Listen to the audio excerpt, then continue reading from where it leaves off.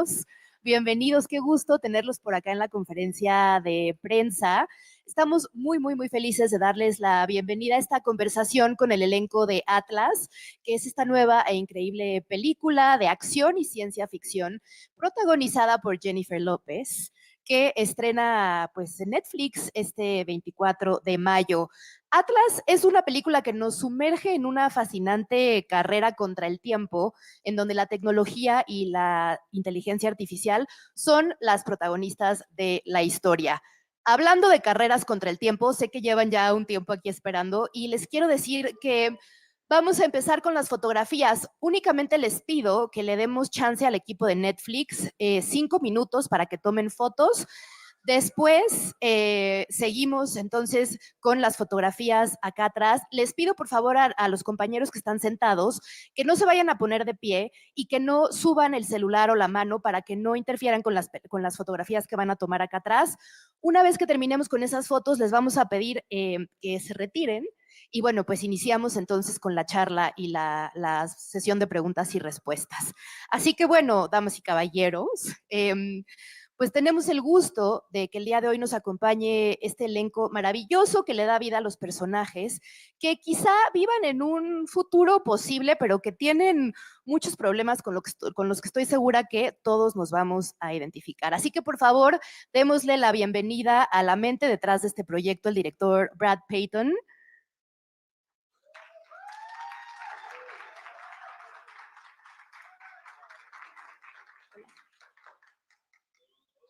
Hola, Brad. Bueno, está también con nosotros el maravilloso Simu.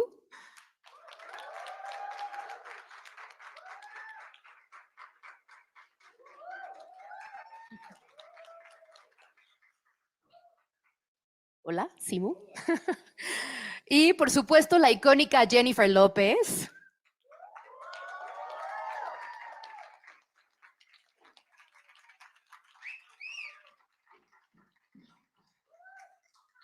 Hola. Bueno, pues si quieren... Ah, me pongo yo también.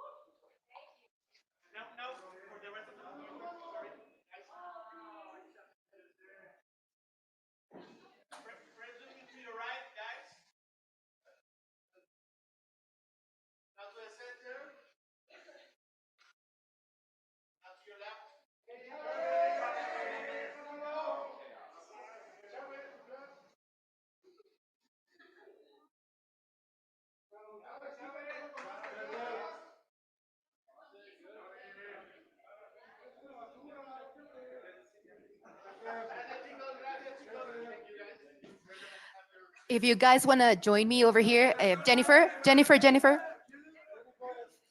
Well, okay. If you want to join me over here while they set the tables and our chairs.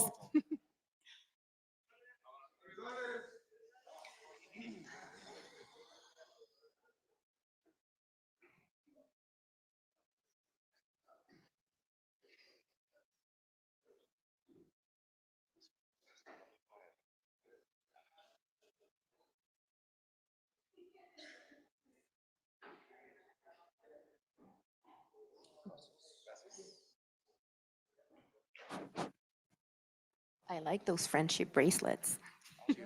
They're from my fans. Oh, nice. From here? From yesterday? Nice.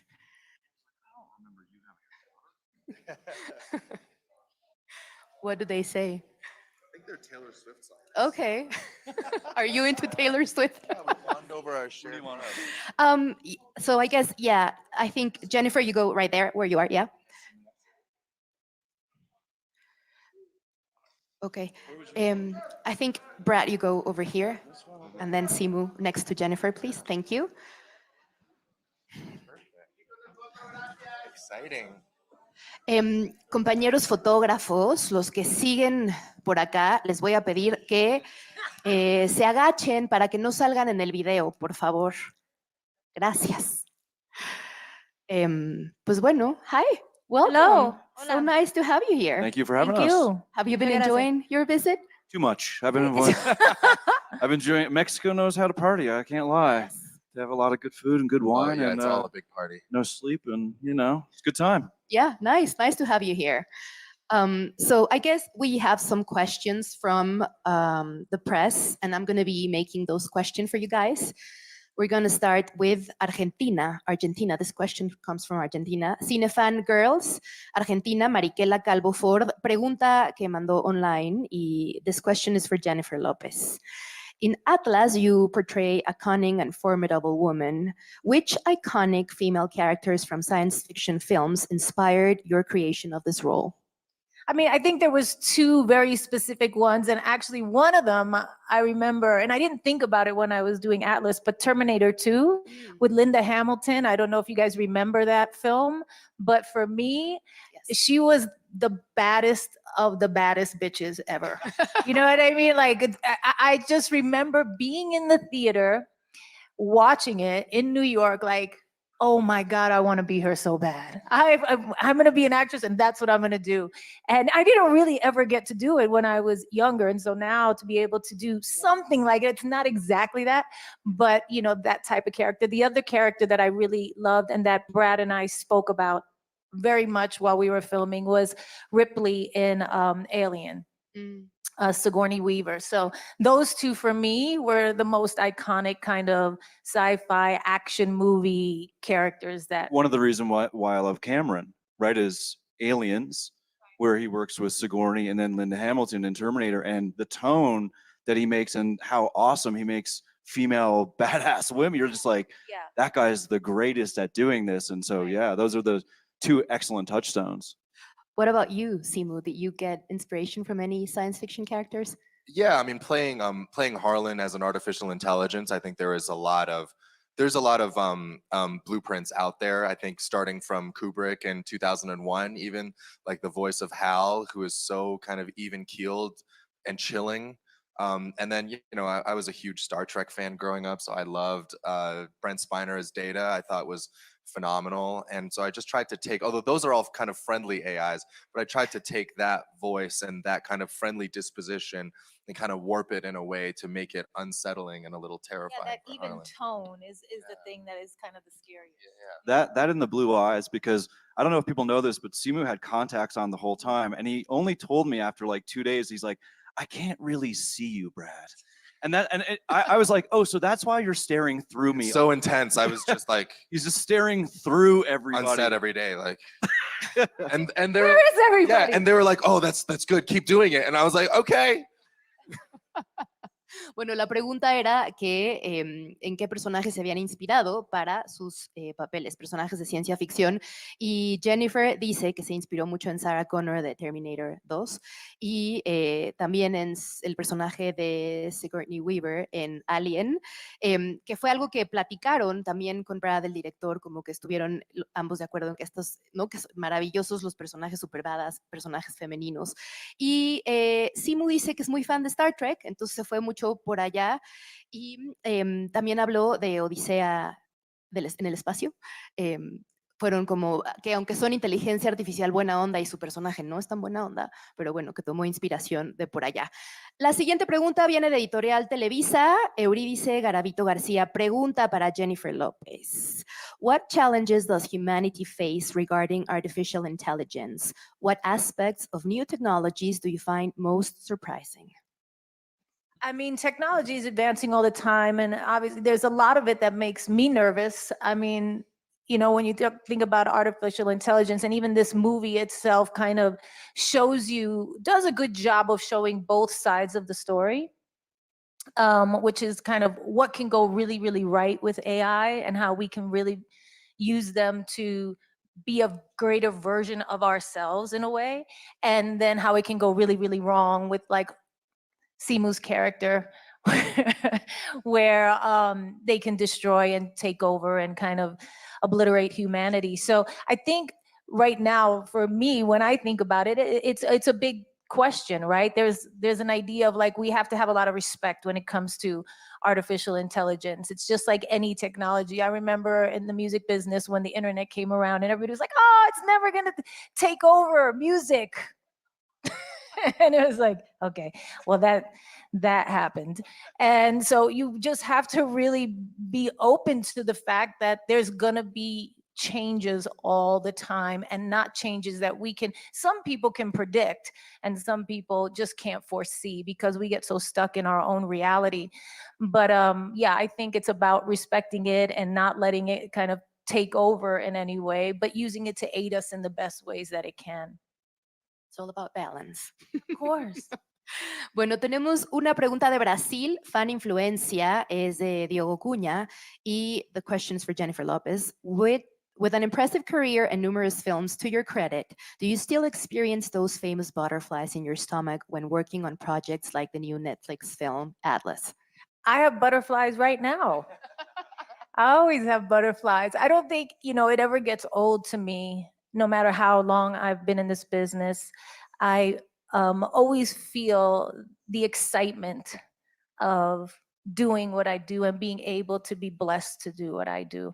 For me, it is a huge, privilege to be able to find something so young that I was so passionate about in entertaining and performing and singing and dancing and acting and producing, and be able to be doing that my whole life. And so, yes, I still get butterflies.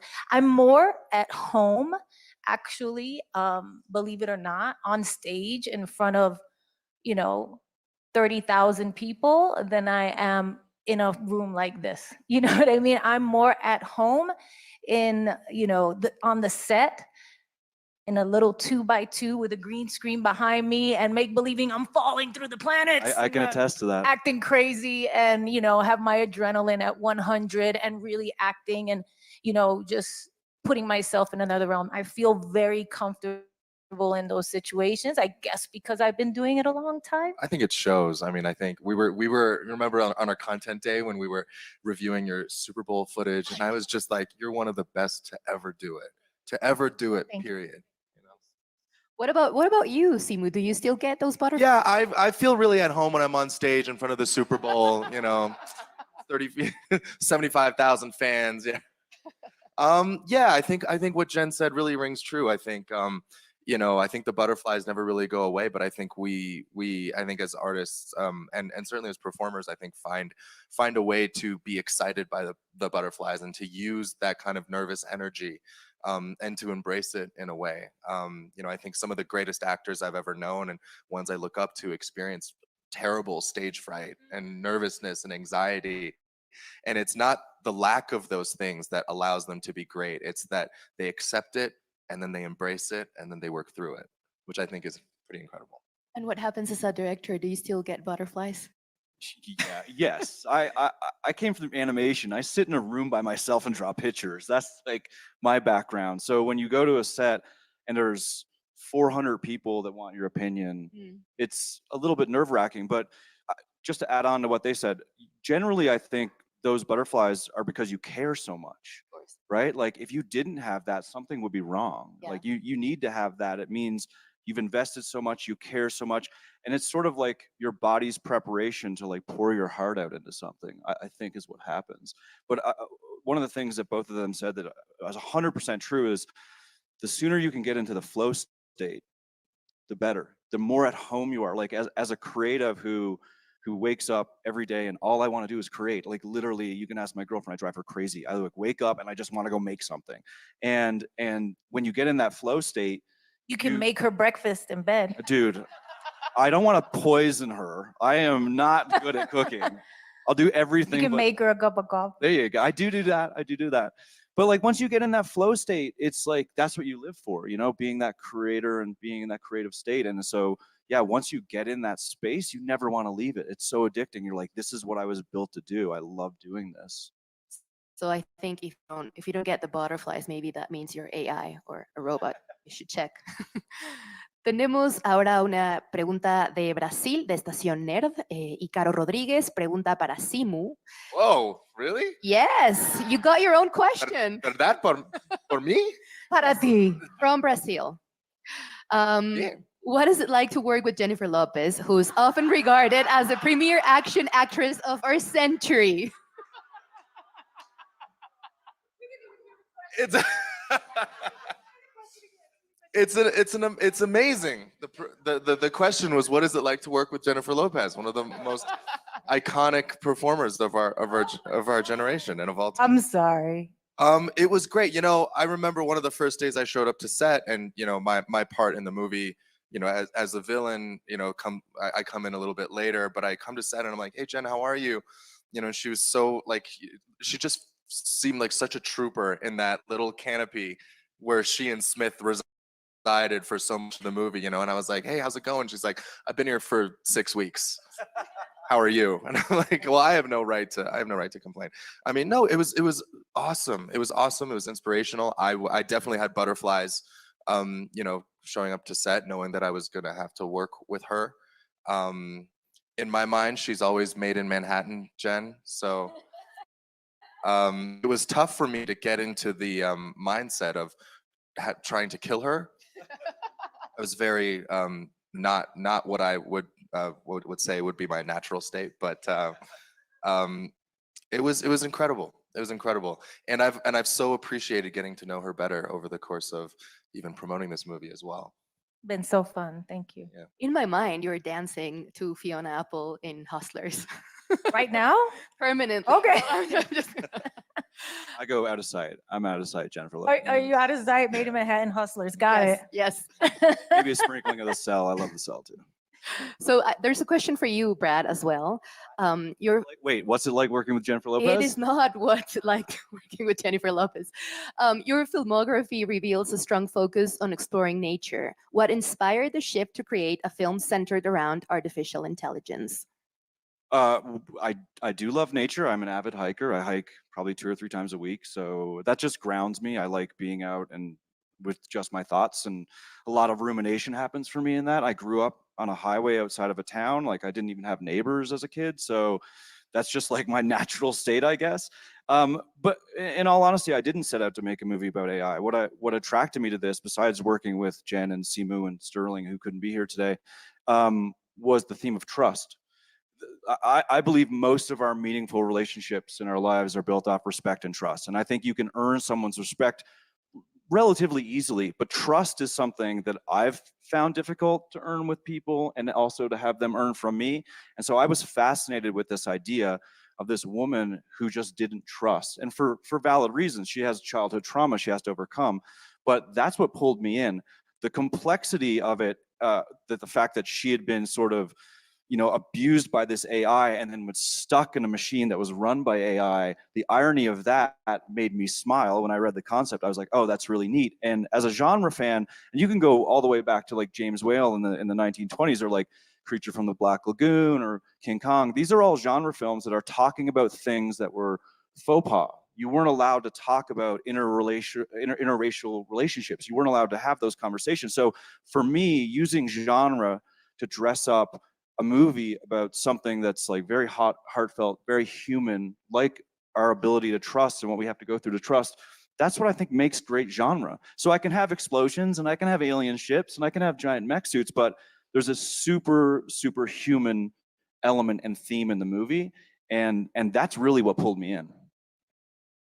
I like that. You're welcome. Long-winded, but whatever. So we have a question from Nueva Mujer, Karen Hernandez. She's right here, I think. And the question is for Jennifer Lopez. This film blends science fiction and action with a deep emotional core. How do you tap into Atlas' emotions and motivations to bring her character to life?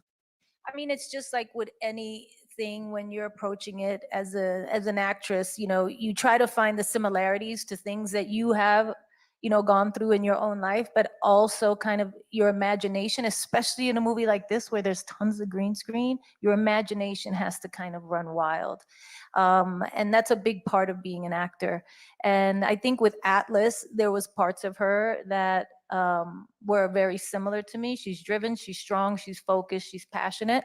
And then there was parts of her that were very different from me. I wear my heart on my sleeve, and she was very closed off and didn't want to let anybody in. And it was just, for me, preparing for that and doing that, it was something that was very easy for me to kind of draw from my own life in a way, different relationships and different things that I've been through, for sure. One of the things too I've mentioned to people, like, you have a lot of great virtues, but courage is probably the one that stood out for me, in the sense that, like, you were put inside of a mech suit by yourself for like 6 or 7 weeks, and a lot of actors or actresses would not be comfortable in that situation. But because you go out in front of stadiums of people as the lead, it's sort of like prepared you for a role like that, where you could just step out there and be like, okay, I can do Yeah, this. it's like it was like being on stage and doing a one-woman show for 6 or 7 weeks. It was a strange experience. I think a lot of actors would tell you that doing that kind of role where you're by yourself and having to imagine all that stuff is a challenging thing. It actually has to do with the next question from El Comercio, Peru, Carla Magdalena Ocaña Ojeda. She's asking you, Jennifer, how challenging was it to perform in scenes where you were the sole visible character interacting only with the AI? Yeah, I remember, like, here somebody was saying that Jodie Foster, when she did Contact, said that was the hardest acting that she ever had to do, because she just had to do it by herself and she had to use her whole imagination. And that's just what it was. And I remember thinking when I read the script, oh, esto va a ser muy fácil. This is going to be an easy job for me. It's going to be me by myself. I'm going to, I don't have to wait for anybody. I could show up, do my thing, couple of takes, go home.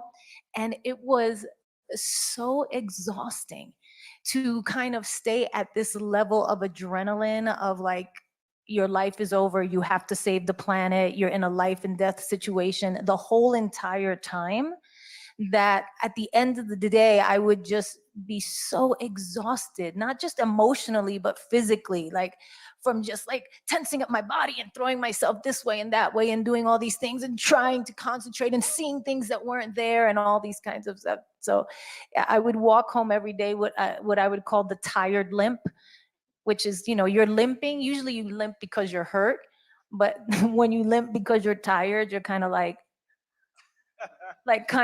just a limp from being exhausted. That's how I walk to my trailer every single night. So it was I feel so bad right now. It was exhausting, but it was also exhilarating in a lot of ways, because it was a new type of thing that I had never done. Simu, I have a question for you.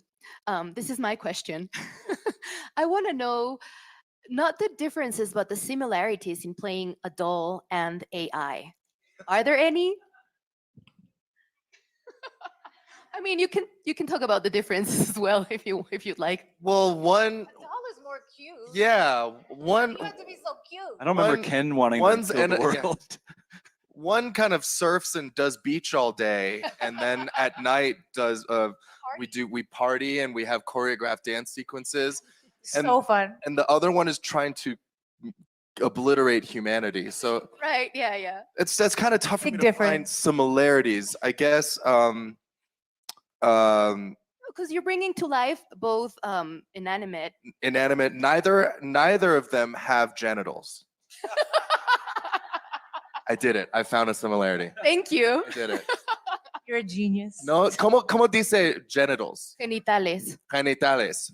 Ninguna. No genitales. Ken y Harlan no tiene genitales. Sí, se lo estaban preguntando. Ahora lo sabemos. Gracias, Simu. De nada. So we got a question from Milenio here in Mexico, Rosa Solano. Jennifer, in the film, your character distrusts artificial intelligence and has to work alongside it on a special mission. In real life, how much do you trust new technologies and how do you incorporate them into your daily activities? And I'm just going to go ahead and ask all of you guys the same question. I zoned out because the question was for Jen. What was the question? It's like, how do we use technology in our everyday lives, and how do we embrace it? And if you guys trust new technologies. And do we trust it? I'm not like a super technical guy, actually. I mean, everyone thinks like because I do lots of visual effects and explosions and stuff, I am, but I'm not. I'm actually more of like a pencil and light board, and like I come from animation. So Do you talk to your devices? no, No, I I don't. don't talk to my devices at So all. weird. Yeah. No. People turn on the lights and all that. It's kind of weird. Do you guys use People like love it though. GPT for anything? I don't Yeah, have to. I've started using ChatGPT to come up with travel itineraries for me. Like if I'm going somewhere, I'll be like, give me like a 3-day itinerary of Palermo, Italy, or like, you know, Mexico City, 3 days. What would I do? And GPT will like tell you, you know, you can say Tell me where the best places to shop and all that. yes, as long as it's before 2022 or wherever GPT goes up to. But it will, you can say, this is where I'm staying. Find me an itinerary where like I'm not bouncing around the city, like where everything kind of makes sense, everything flows, and it'll spit something out. Amazing. Terrifying, but it's amazing. So you do trust them. I don't think I trust. Yeah, I'm not like divulging my deepest, darkest secrets, but I think we're on the precipice of like quite a revolutionary moment when it comes to AI. You know, I think we all feel it. I think a lot of us in the entertainment industry feel it. A lot of us in the arts feel it, and yeah, I think scary is a great word, and I think it's imperative to me that we keep in mind humanity always comes first, and that decision making should always. I think Harlan is the perfect example of why AI should never be used for decision making.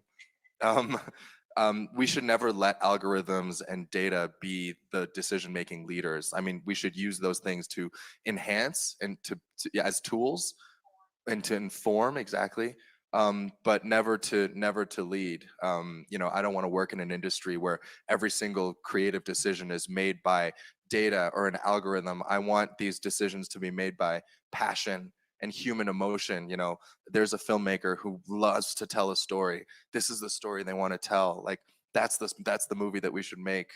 And if the story is true and the emotionality is there and the character is good, then people will watch it. It's not a those things can't be quantified by data. I had an interesting experience because I worked with a couple futurists before we made the movie, and it was to do everything like talk about like weapon systems, propulsion systems, ecology. Like I didn't want to show Los Angeles in the beginning of the movie like you'd seen it like with Mad Max or something where it's all sand dunes. Like I wanted to try to figure out what would really happen in probably about 100 years, and that's why you see these giant arrays for solar power in our version of Los Angeles. And he had a really interesting thing that he said to me about AI, and it sort of was my true north for making the movie, and it was very much in line with what I wanted to do intuitively, which was he said AI is a tool. It's like a hammer. A hammer can do a lot of harm, and a hammer can do a lot of good. You know, like you could build a house with a hammer and save lives. And when he said that to me, I realized that's exactly what I want to do. I want to show that AI is something that's basically here today now, but it doesn't excuse us people from being responsible. We are the responsible entities of it. It is a tool. We have to take ourselves in full responsibility of how we use it. And this movie shows that. It shows the full good of it and how humanity can grow and expand and go way beyond itself. And then it shows how nasty Simu can be and try to kill everybody. Please don't kill us. I won't, I promise. So we have another question from Argentina, Magela Muso. This question is for you, Brad. At a time when there is widespread discussion about the negative impacts of AI, what message do you hope to convey to audiences about how we use technology and AI? Additionally, which film had the most influence on you while making this movie?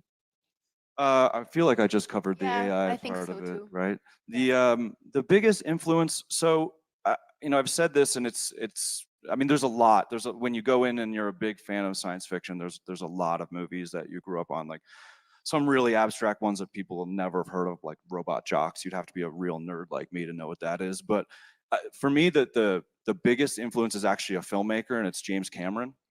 I saw Terminator 2 when I was 13, and I went to Subway and bought the cup that had the Terminator. Like it was a big deal. Like that was a huge movie. That might have been the movie of that summer, you know. And after I saw the movie, I lived in a small town, 9,000 people, called Gander, Newfoundland. It's where all the planes landed during 9/11. That's the only reason people know where it is at all. And after that movie, I realized James Cameron was Canadian. And that was the moment, as a kid, I was like, oh, you could come from Canada and go to Hollywood and be a filmmaker. And before that moment, I had no idea that was possible. You know, when you grow up and your mom's a nurse and your dad owns a flower nursery and there's 9,000 people and you live on a highway, you don't think, oh, I can go do that, you know? But when I saw that movie, I thought, oh, I maybe I can do that one day. That part of it touched me as a person in a way.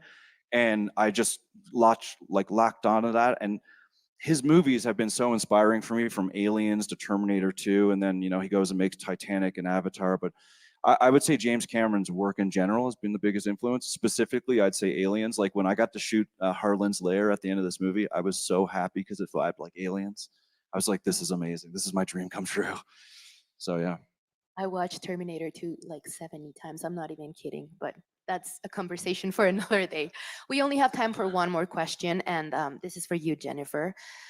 We are in a crucial moment for women, and Atlas is a heroine that we all would like to be. In what way do you think Atlas represents the current women who are saving the world? How do I think Atlas represents women saving the world? I mean, I feel like we've been saving the world from the beginning of time. So,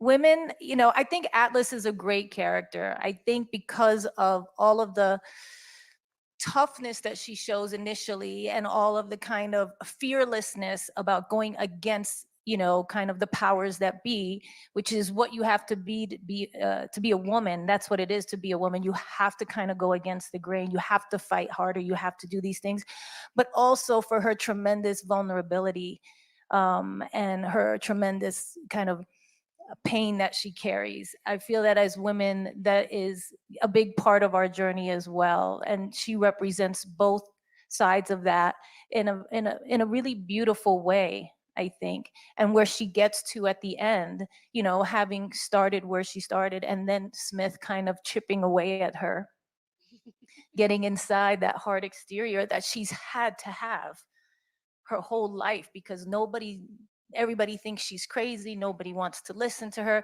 This is like experience that women have all the time. You know, she's criticized. There's a lot of men in this movie that don't believe you. That don't believe her. Yeah. I mean, you know, and I can understand and relate to that. And I know a lot of other women can too, especially in my own business. You know, you're criticized, you're put down, you're laughed at when you don't, you know, succeed. And then when you succeed, they want to tear it down. You know, it's there's always this thing as a woman, and especially as a Latina, to kind of in this business to be taken seriously, to, you know, be working at the highest echelons of your industry and what that comes with. And I think Atlas really represents all of the greatest parts of women, their vulnerability and their strength and courage. Well said. Yeah. Yes. Thank you. Yes. Thank you so Dime, much. ¿qué te pasa?